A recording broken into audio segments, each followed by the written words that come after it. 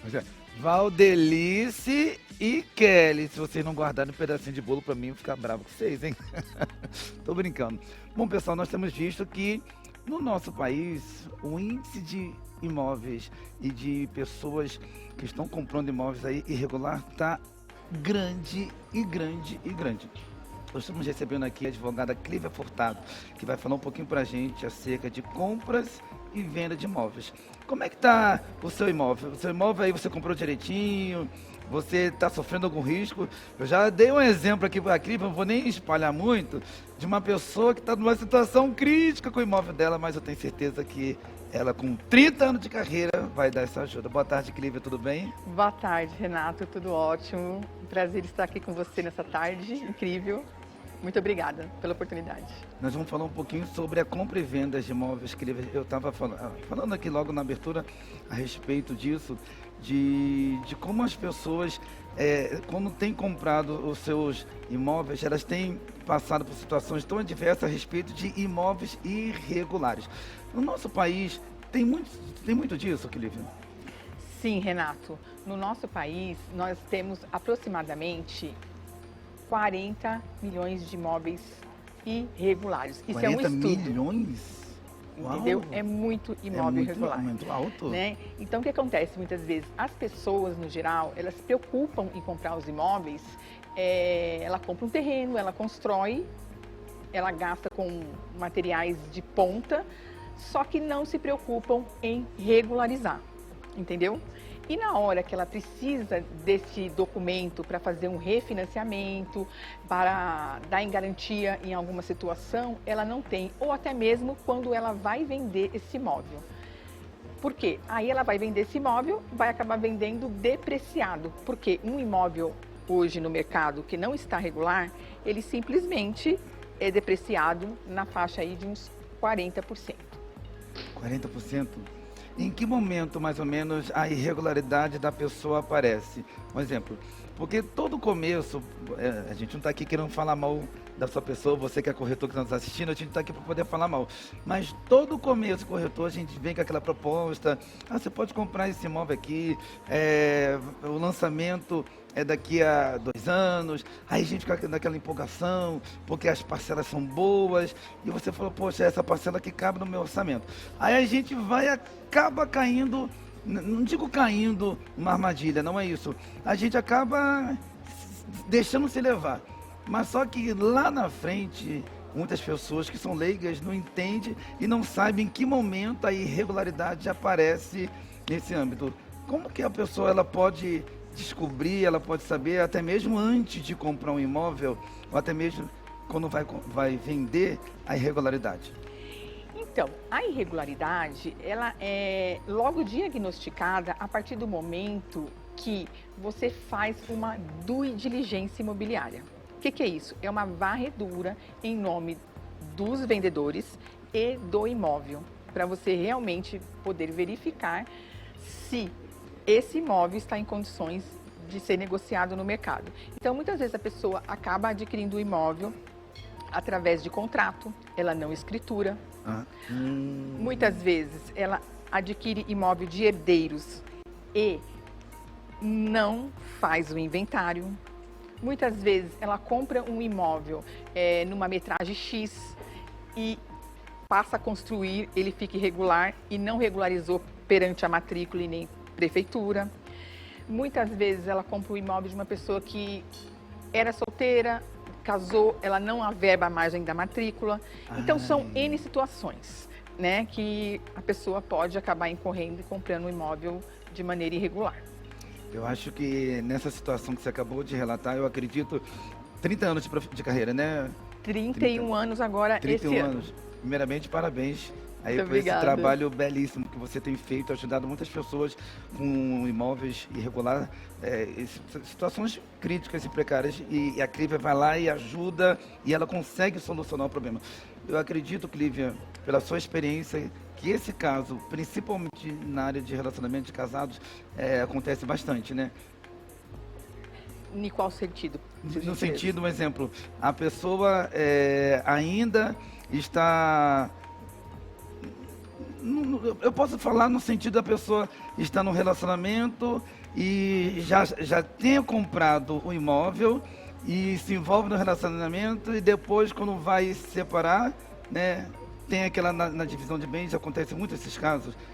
Acontece, mas tudo isso depende do regime de bens que a pessoa casa. Sim. Aí já entra numa outra seara, entendeu? Sim.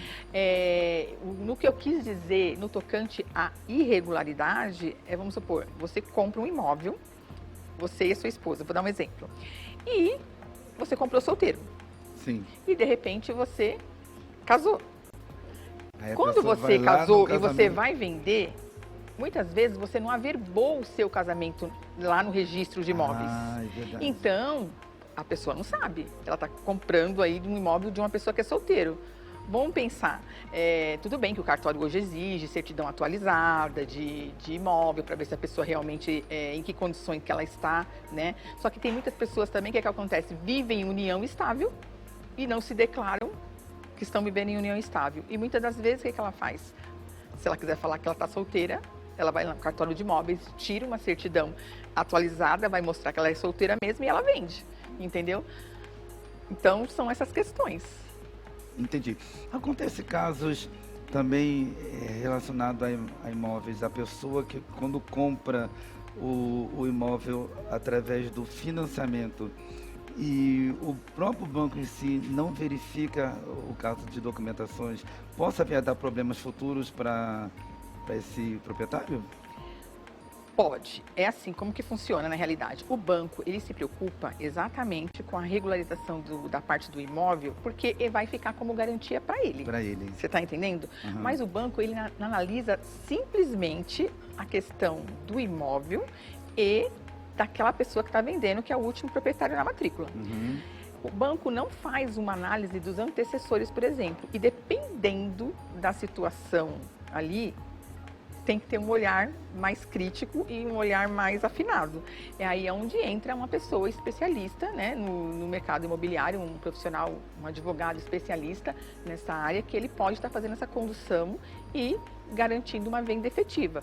Por isso que às vezes as pessoas economizam, né? Elas deixam de ter uma assessoria, né, efetiva, porque ela acredita muitas vezes nos corretores, né? E corretor é corretor. É aquilo que eu falei no começo aqui da nossa entrevista a respeito, porque a gente acaba acreditando no corretor. Nós não estamos aqui para falar mal. Não. A gente acredita no corretor, mas só que por que muitas das vezes eles não dão aquele acompanhamento no decorrer do tempo para a gente, avisando, abordando os prós e os contras. Então, eu te falo, muitas vezes os corretores, no geral, os que estão despreparados, sim.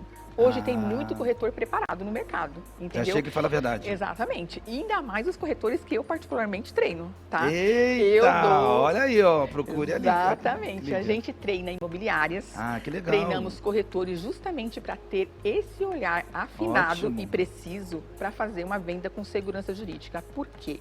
O que acaba acontecendo? O corretor que faz uma venda, uma má condução, ele responde, entendeu? Uma indenização para o cliente. Né? Então, existe o que a gente chama de responsabilidade civil. É um assunto, inclusive, que eu abordei ontem no meu Instagram sobre isso.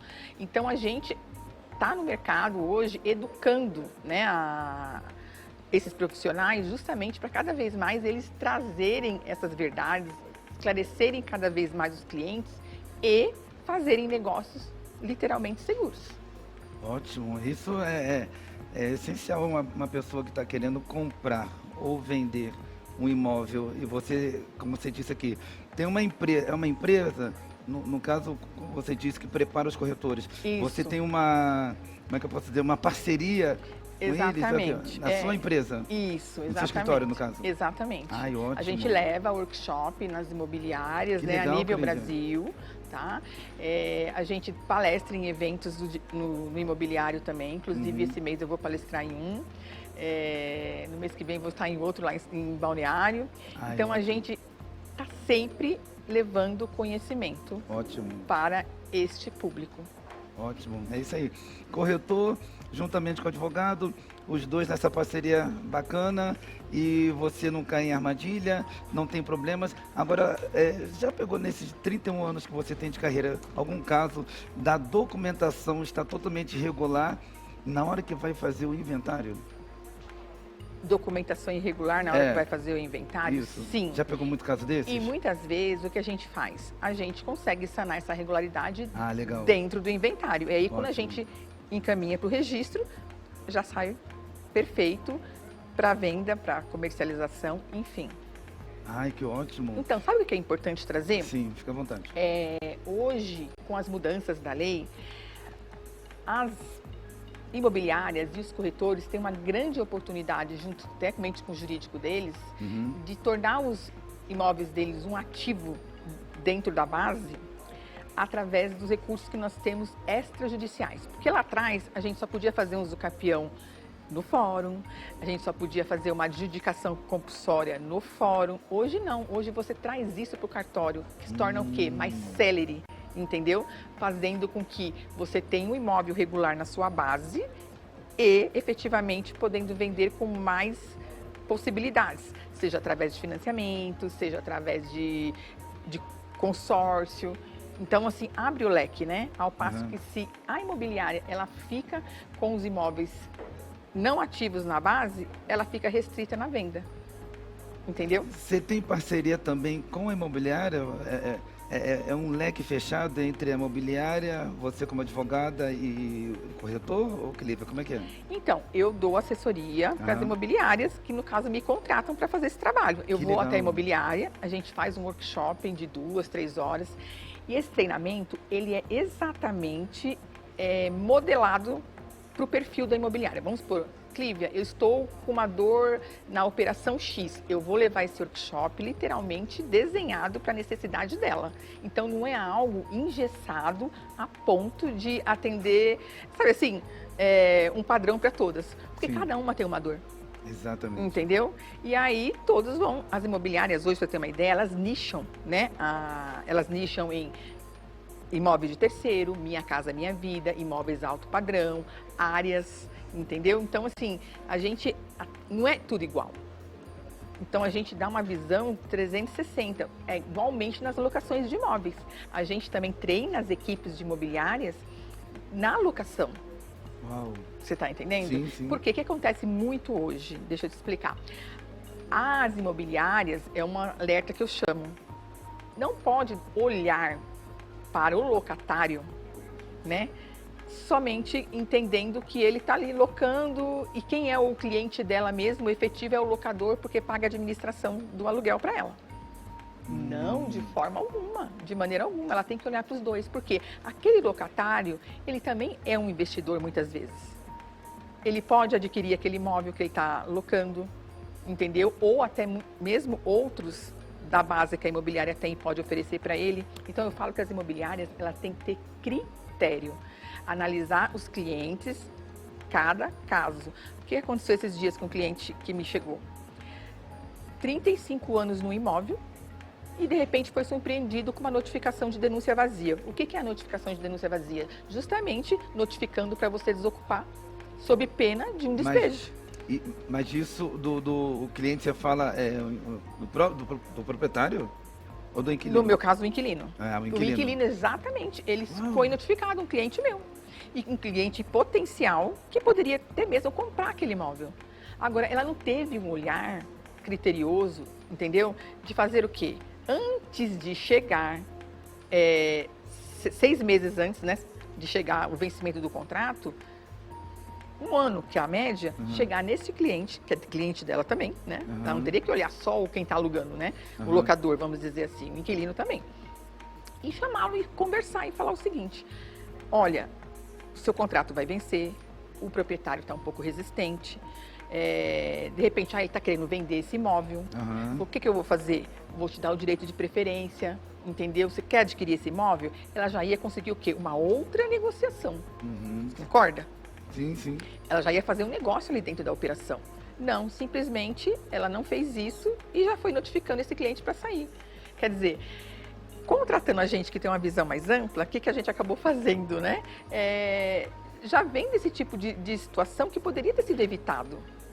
Você está entendendo? Ela entendi. poderia manter a alocação, fazer uma negociação, ou evitar até mesmo que isso tudo estivesse acontecendo. Mas aí, no caso, tem que ser do inquilino. O inquilino, por exemplo, eu que sou inquilino que estou alugando o seu apartamento, a cada ano que for renovado o imóvel, eu preciso estar comunicando, preciso estar averiguando alguma coisa a respeito do apartamento, ou você me dando qualquer tipo de informação a respeito? Então, nas locações, no caso, residenciais, não, porque via de regra são 30 meses, entendeu? Se você não renovou, ela corre por prazo indeterminado. Isso não é legal para quem aluga, porque se a pessoa quiser sair a qualquer momento, não tem multa mais. Acabou. Né? É isso que eu costumo dizer. Agora, se é uma locação comercial, locações de altos valores, o que acaba acontecendo? Via de regra, a pessoa tem que avisar, porque existe esse prazo de 1 ano até 6 meses antes de vencer o contrato. Senão, você fica na mão do locador. Ele te notifica falando para sair, você tem que sair e acabou. Caramba! Você está entendendo? E assim, você concorda que comercial, existe um fundo de comércio ali estabelecido, a pessoa está há muitos anos no imóvel, não tem como ela sair de uma hora para outra. Então, é o que eu chamo a atenção das imobiliárias, justamente para ter um olhar clínico, né?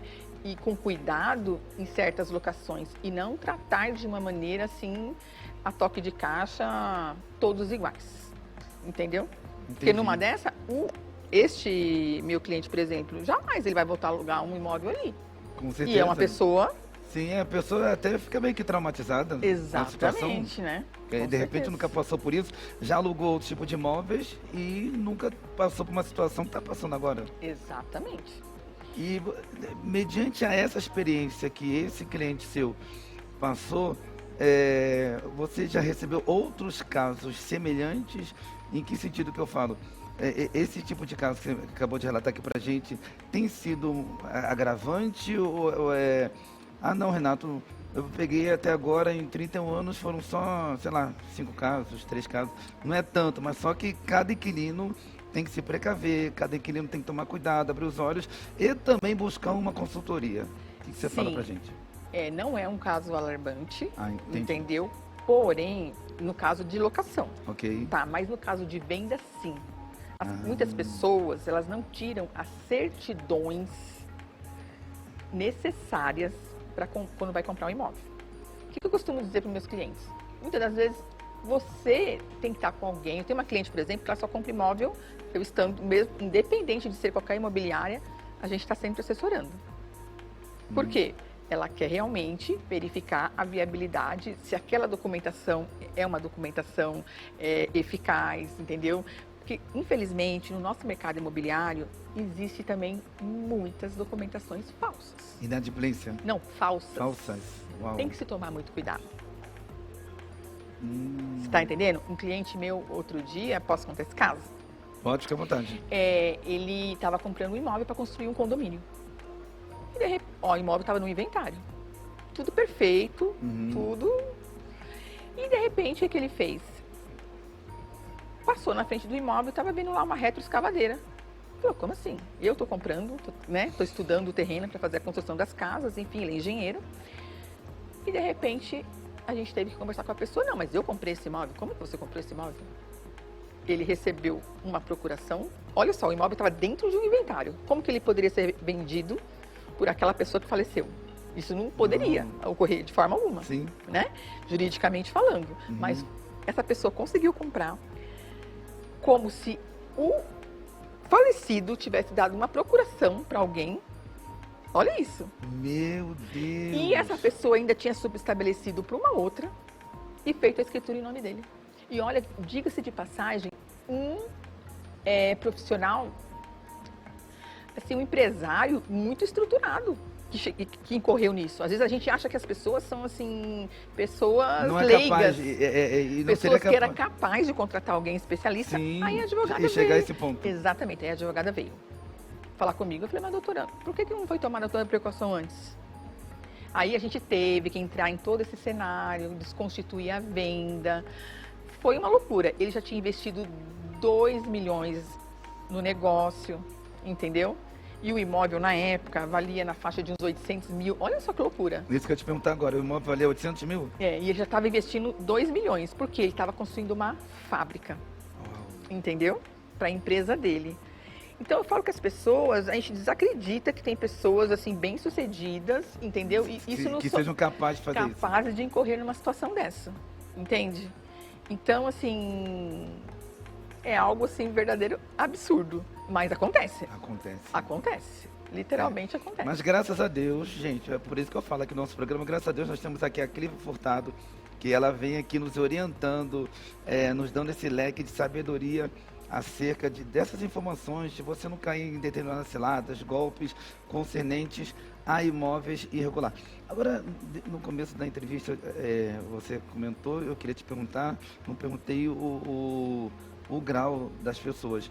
Você falou que são 40 milhões de imóveis irregulares no Brasil, não é isso? No Brasil. Mas são Isso mais... é um estudo. No estudo. Você sabe dizer mais ou menos a estatística se é de pessoas de classe média, alta ou baixa? Tem noção mais ou menos, Clívia? Olha, Até mesmo pela tua experiência. Sim, via de regra, é assim, é meio que balanceado mesmo. Balanceado mesmo, É balanceado, mas é muito mais... Depois desse aí que você acabou de relatar pra gente. Mas é tendencioso mais o número nos imóveis de médio para baixo. De médio para baixo. Mas isso não significa que imóveis de alto padrão não estejam irregulares. Não esteja. As irregularidades, elas são das mais variadas possíveis. Desde uma averbação de nome de rua incorreto, uma averbação que está lá do imóvel, vamos supor, o imóvel tinha 300 metros, hoje a pessoa foi lá, construiu e não adequou a área correta, a margem da matrícula. Outro tipo de irregularidade, comprou através de contrato e não tem escritura. Não localiza mais os antecessores, vai ter que fazer através da uso capião. Ou a pessoa, muitas vezes, tem o quê? Ela tem o contrato, entendeu? Muitas vezes ela manda averbar a margem da matrícula esse contrato. Uhum. Porém, o que acontece? Ela, vou pagar lá, antigamente tinha muito isso, né? 100 parcelas, 120 parcelas de não sei tanto. E ela, antigamente o que acontecia? Se ela tivesse perdido uma dessas parcelas, ela conseguia entrar com uma ação que a gente chama de adjudicação compulsória. O juiz entendia, presumia que ela quitou o imóvel e ela conseguia ter a propriedade no nome dela. Hoje, por um entendimento unânime do STJ, né, isso não é possível mais. Então, mesmo que ela tenha essa averbação à margem da matrícula, ela não consegue mais ter o imóvel se ela não tiver um termo de quitação. Entendeu? Entendi. Se ela não tiver, a JAI desencadeia para ingressar com o quê? Com a uso capião. Entendi. Entendeu? Entendi. E aí é onde a gente faz uma análise bem criteriosa. Às vezes é ruim? Não. Por quê? Porque na adjudicação compulsória você é obrigado a recolher um imposto que chama ITBI. E no uso capião não. Você só vai pagar o registro. Entendeu? Entendi. Então, assim, só um profissional realmente, né, especializado na área pode fazer um estudo e verificar a melhor saída para quem realmente quer regularizar um imóvel. Que aula, gente. Que aula, que aula. Nossa, Clívia, eu quero te agradecer pelo carinho, pelas informações, pelas dicas. 40 milhões, gente, não são 40 mil, 40 milhões de imóveis irregulares. E a Clívia quer ajudar você aí, ó, que está com seu imóvel irregular, está quase perdendo, e ela não vai deixar você perder, porque todo documento que chega na mão dessa mulher aqui, dessa doutora abençoada, essa abençoada, Amém. ela consegue dar solução através de Deus. Clívia, faça, por favor, o telefone de contato, redes sociais, fica à vontade. Bom, podem me seguir pelo meu Instagram, que é Clívia Furtado ADV. Lá no meu Instagram, na bio, no direct, vocês podem me chamar por lá ou através pelo link do WhatsApp que está também na minha bio. Vai ser um prazer atender vocês que querem regularizar o seu imóvel. Deixa eu te falar uma coisa, eu tenho um programa que chama Café Quente, Imóvel Pronto e Negócio Seguro. Legal. É um método que eu desenvolvi, Uhum. entendeu?